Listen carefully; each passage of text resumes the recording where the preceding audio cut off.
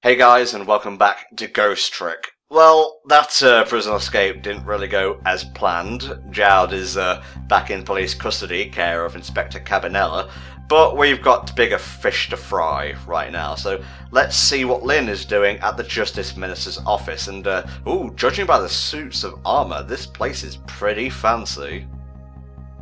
Really, Tom? We have bigger fish to fry, not chicken to fry? I'm disappointed. Excellent point, excellent point. That's a bit suspicious, don't you think? Oh, I can't find my contact lens. Don't step on it. My glasses. I can't see without my glasses. My glasses. I can't be seen without my glasses. Classic Johnny Bravo. Oh, yeah. Lynn, what are you doing? Bit of incidental dialogue. You did ask for it, and Tom delivers. We asked for Lynn death. You'll get a Lynn death. You get a death, and you get a death. Everyone gets deaths, especially that dude on the floor. Yeah, he's particularly dead. Also, I just want to clarify something from a previous part, I think it was part 7, when we said people who are unconscious, when we save them, like, don't get calls. That's in the ghost world. I don't think it means when they die, otherwise that would be a bit odd, because you immediately become unconscious when you die. It's kind of that whole waking up dead, like, how do you wake up if you're dead? So, like, you know, when Lynn's spirit, like, turns into her character art that you see here, that clarifies that she's conscious, and so when we save Lynn when she's conscious, she develops a call, and so on and so forth. I got it. I mean, it makes sense. Even though this is a game with ghosts and time travel, and therefore nothing should make sense, it makes sense. This is another... Oof, how can I describe this? Roadblock chapter? This is a pretty particular puzzle that definitely stumped me the first time. Oh yeah, there's a bunch of very specific saying specifically again, but it's the way that Ghost Trick is set up is that there is only ever one way to solve a puzzle, and you need to trial and error your way to the solution. Which is one of the things that the game did get criticised for, because trial and error can only be so fun up to a point. Especially if some of the movements aren't necessarily entirely logical. Or intuitive, yeah. Yeah, but I would say that this is still quite a fun chapter, particularly because obviously we've had a number of very long chapters that have been somewhat challenging, and this one's actually pretty compact, and for the kind of middle stretch of the game there's actually quite a few really short chapters, which I have to say, in recording all of this, that was very greatly appreciated. Let's go back in time and see how the Justice Minister died.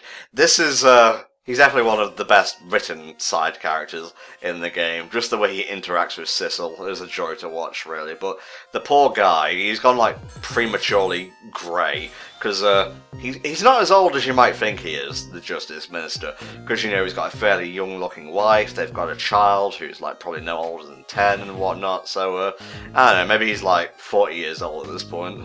Well, I mean, I would assume he's in his 40s. Hey, you can get grey hairs pretty young. I mean, you can easily get them in your 20s. Oh, I mean, I got mine coming in already. Well, I mean, to be fair, I have at least found a couple of grey hairs. It's slightly depressing when it has a kid. It's been like, oh my god, there's a grey hair. Get rid of it now. Grey hair is distinguished, okay? I don't care if that's in men or women. It makes you look stylish. Yeah, see, I'm happy that I'm getting my grey hairs. It can do if it grows properly.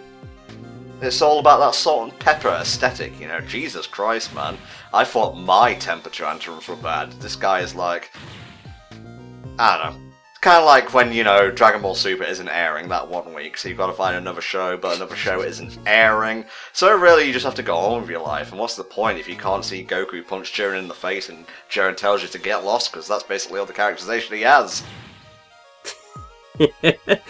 Are you a little bit angry at Dragon Ball Super at present, Tom? No, I like Jiren. It's Hell Dragon who was having a hissy fit about it on Twitter earlier. That is true, I did see that, it was quite funny. Oh, he's just a stickler for, like, stuff being well written and whatnot. I have to also say, I've had, like, you know, when you have panic attacks and whatnot, and you have a temporarily trouble breathing, water does help calm your nerves. Oh, definitely. I mean, generally, the two things that you generally need when you're having that sort of incident is water and fresh air. Those two things can be an absolute godsend. I fucking love the Justice Ministers. Like, he's essentially a ghost outside of his ghost, because he doesn't realise he's talking about himself right now. Huh. I kind of like that.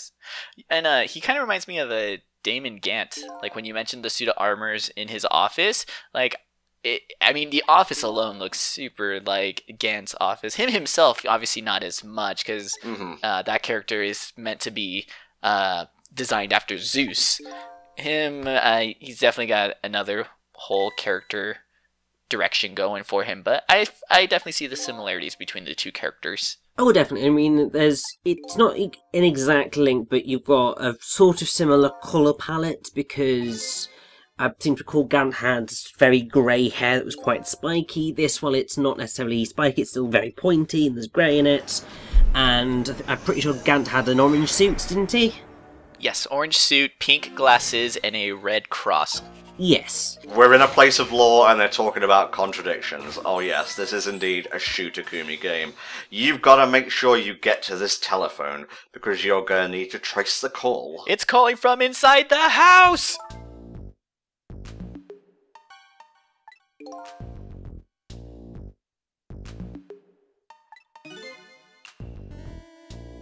Damn it, Team Rocket, you're supposed to capture the Pikachu, not the girl.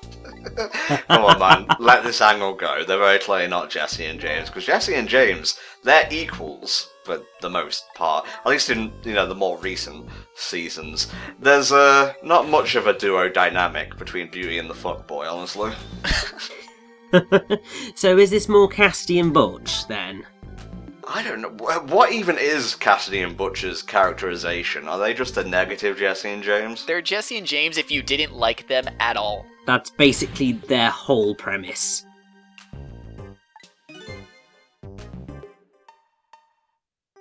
I mean, getting your daughter kidnapped is probably up there with one of the most valid excuses to have a heart attack. Yeah, I guess so. Also spilling, like, drink or whatever on your new console.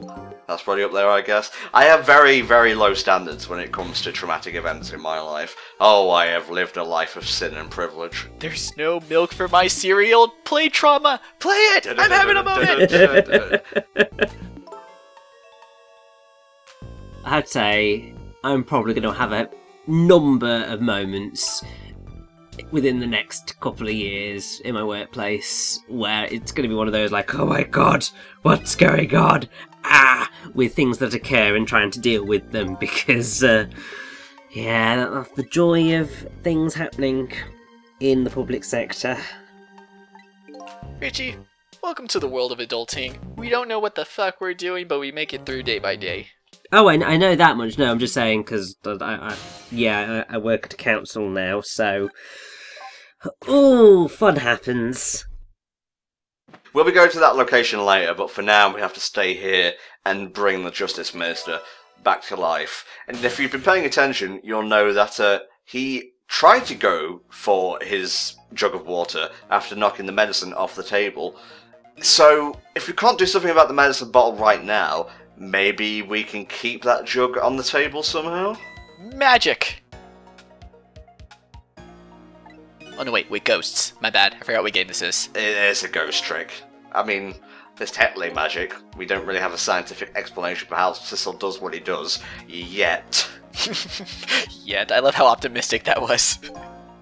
Yeah, let's just move it away from it being magic and just go with it being supernatural. And therefore you sort of, it's not quite magic, but it's certainly not natural. You don't need to take this phone call. It's just him trying to ring home and being unsuccessful. Another grey hair for the collection. Do you remember how close to the wire it was with getting to the detective who ran the car through the chicken kitchen window. This is another one where it goes down to the absolute wire. And, oh, it's not good for anybody's heart.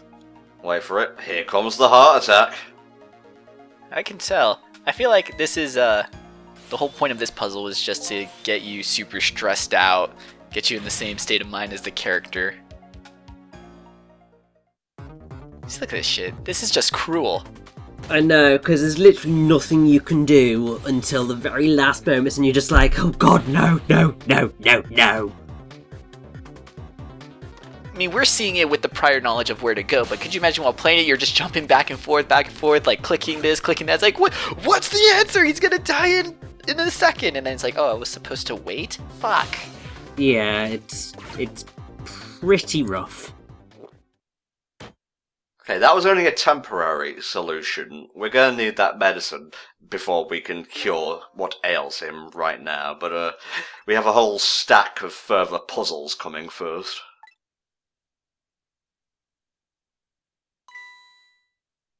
And to get to that stack of puzzles, we need to use the stack of paper on the desk. You see the link, the segue. It's beautiful.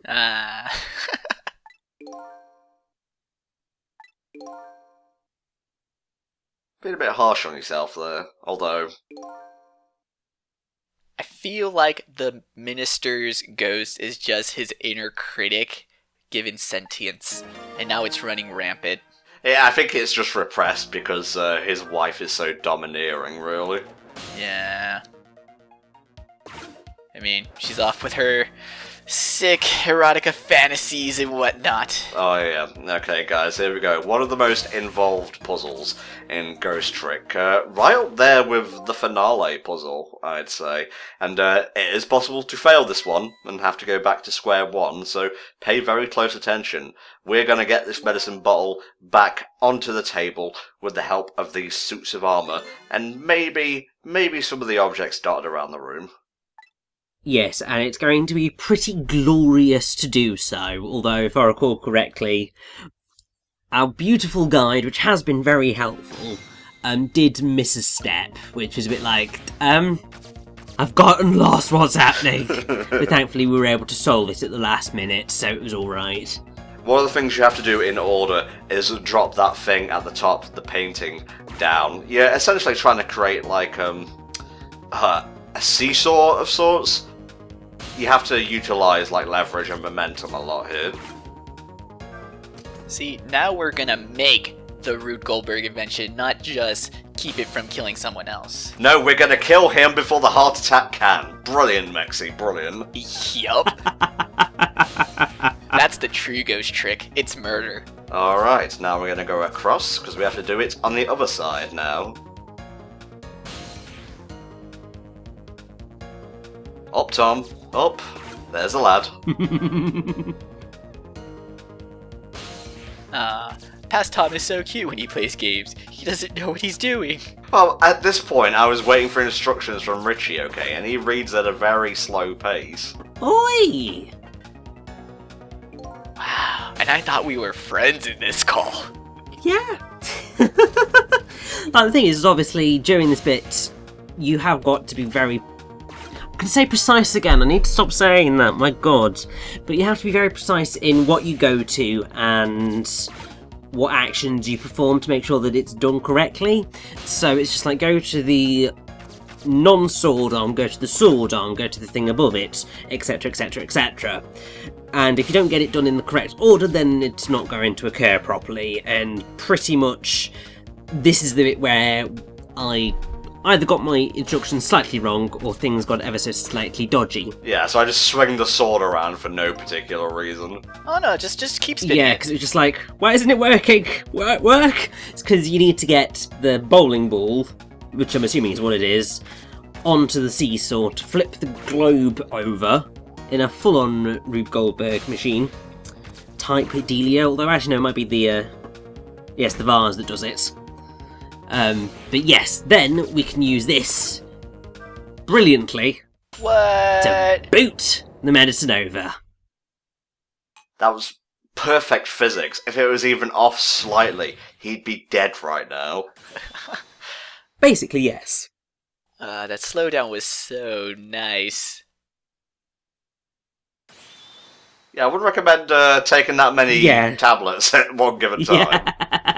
Yeah, that actually would probably kill him just as much as the actual heart attack would do, because never take more medication than you're supposed to, because, yeah, it might kill you via an overdose.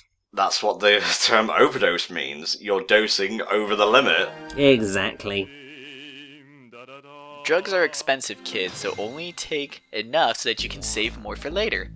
Oh, there's that music again, which usually means end of the chapter, but we've got about 7 minutes left, so let's come back to the world of the living, where hopefully things are a little bit stressful, or less stressful, for the Justice Minister. I don't know, I think he can deal with more stress, but I'm not the writer. And to be fair, I think we've basically just got loads of plot that needs to occur at the end of this chapter, so that we know where we're going next. So it's definitely worth our while to just get on with it, really. I mean, he is the Justice Minister. If anyone can turn back an execution order, it's him. So, yeah, let's see what Lynn has to say for herself. It better be an apology. She's probably going to say something along the lines of, "Stop the execution! I'm going to solve this crime tonight!" And he's just going to go, "But my daughter's been kidnapped, I can't, and anyway, it's already been carried out," and then we'll all laugh and that'll be game over. No, he can't actually say anything about the kidnapping, because the office is being watched right now, Mr. I don't pay attention to the incidental dialogue. That's true. Oh, damn it. Richie, I thought you did your research. Wait, what game was this again? Okay, so apparently he's not a people person. Either that or he just got over a heart attack. So, yeah, you know, he's probably not too touchy-feely right now. Just getting his bearings back again. I mean, he's pretty impartial as a ghost. I can't imagine him being more sensitive as a human. He probably takes his job very seriously. It's probably why all that stuff is suppressed. Oh, did he escape again? I would not have thought so. I'm sure we will find out very soon as to exactly where Jowd has gotten to. Well, it literally just said he escaped, Richie, so maybe read the dialogue, mate. No, I know he's escaped. I'm saying we might find out shortly where he's escaped to. Ah, I see. Although, it didn't say again, so maybe I'm the one who needs to read the dialogue. A lot of clarifications in this recording session. Anyway, Lynn, over here. I'm shouting in my mind. Come over here. I can totally high-five you with the suit of armor. Yes!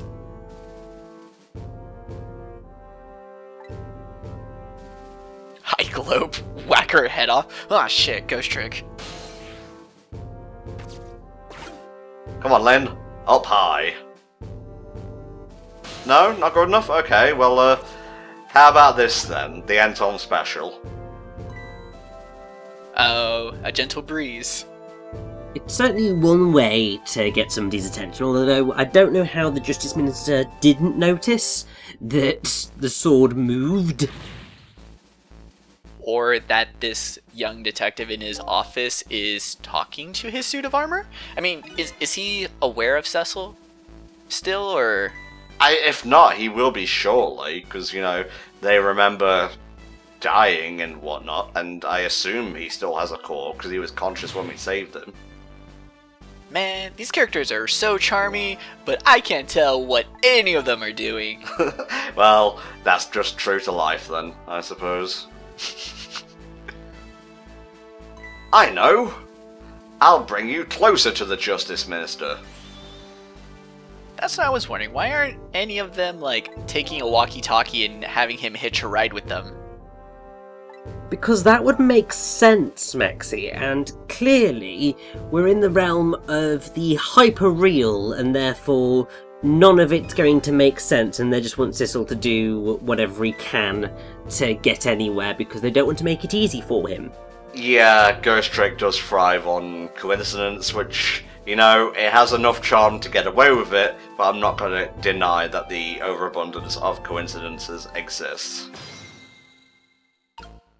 Oh, right, so this is the part where we assassinate the Justice Minister.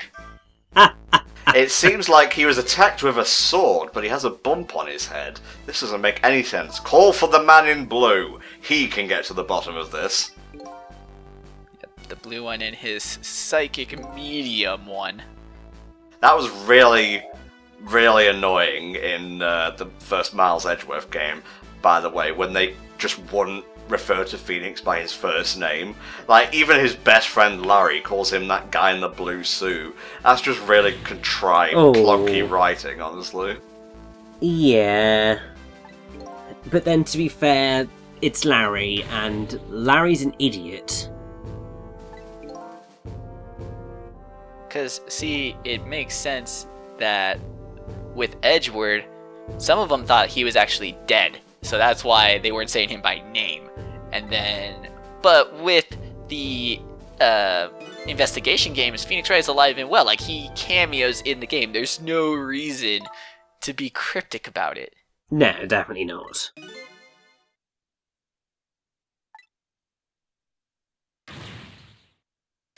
Quickly, again! Oh, we must Ghost Trick a second time! Or get him to a hospital? I mean, that would make the most sense, because clearly if he's suffering a heart attack, he seriously needs to see a health professional. But I don't think he'll leave right now. He seems a little bit too tense to even consider that. You should go to the hospital after one heart attack. After you've had two, you should already be in the hospital. The same day as well, Jesus. Same fucking day, dude. Okay, I think I figured it out. The escape he was talking about was the escape we helped execute, so no doubt we'll see Jowd rocking up with Cabinella soon enough.